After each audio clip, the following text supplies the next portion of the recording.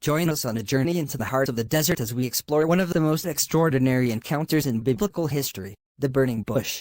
Helen and Joshua delve into the timeless tale of Moses' encounter with God, uncovering profound truths and life lessons along the way. I pray that God gives you more understanding. Joshua, I'm so glad you could make it. I've been dying to show you something incredible. Oh, that's great. I trust you. You always have something exciting. Follow me, and you'll see.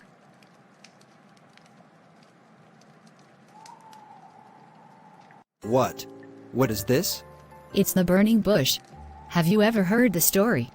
Can't say that I have. Let me use the moment to tell you about how amazing God is.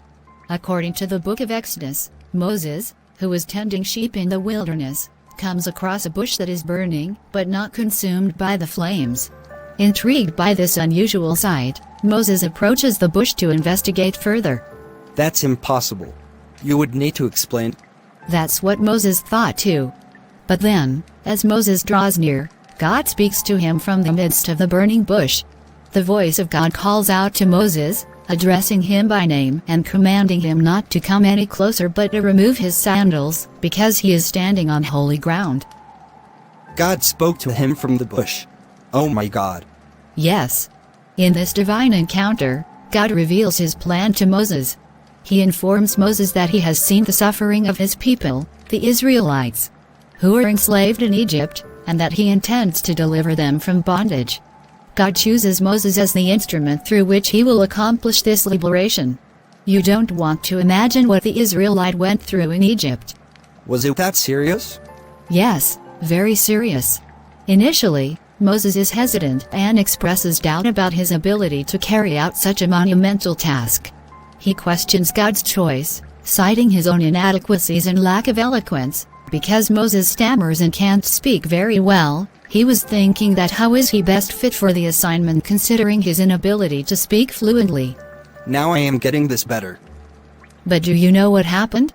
In response to Moses' reservations, God reassures him of his presence and promises to be with him every step of the way.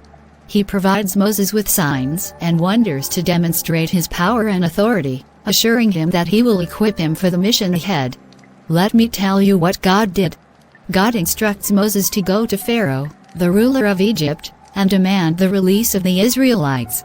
He assures Moses that he will perform miraculous signs and wonders to convince Pharaoh to let his people go. God also reveals his divine name to Moses, declaring, "I am who I am," signifying his eternal existence and sovereignty. Wow. Please kindly like and subscribe to this channel. Be part of our success story. God bless you. Thanks for subscribing, everyone. Now, let's continue. When Moses arrived in Egypt, he and his brother Aaron went before Pharaoh, the ruler of Egypt, to deliver God's message demanding the release of the Israelite slaves. However, Pharaoh was resistant to their request and refused to let the Israelites go. Instead, he hardened his heart and increased the oppression of the Israelites. Oh, no. Yes, Joshua. But God is all-powerful. Just follow through. In response to Pharaoh's defiance, God sent a series of plagues upon Egypt, each one more severe than the last, to demonstrate his power and compel Pharaoh to release the Israelites.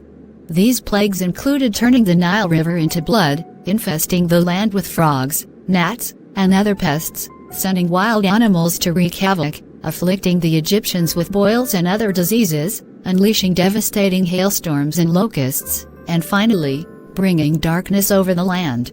I wish Pharaoh simply obeys God's word. Despite the escalating severity of the plagues, Pharaoh remained stubborn and refused to let the Israelites leave. It was only after the 10th and most devastating plague, the death of the firstborn in every Egyptian household, that Pharaoh relented and allowed the Israelites to depart from Egypt. Under the guidance of Moses and Aaron, the Israelites made their exodus from Egypt, journeying towards the Promised Land. However, Pharaoh soon regretted his decision and pursued the Israelites with his army, leading to the dramatic crossing of the Red Sea, where God miraculously parted the waters to allow the Israelites to escape, then closed them again to drown the pursuing Egyptian army. This shows how concerned and deliberate God can be to put his people. Yes, you're right. God is reliable, you can always trust Him. Well, I think it teaches us that God is always with us, even in the most unlikely places. Just like the bush, He may appear to be burning brightly in our lives, but He will never consume us. He's there to guide us, to protect us, and to lead us into His purposes. That's a powerful lesson. Thanks for sharing this with me. Anytime, Joshua.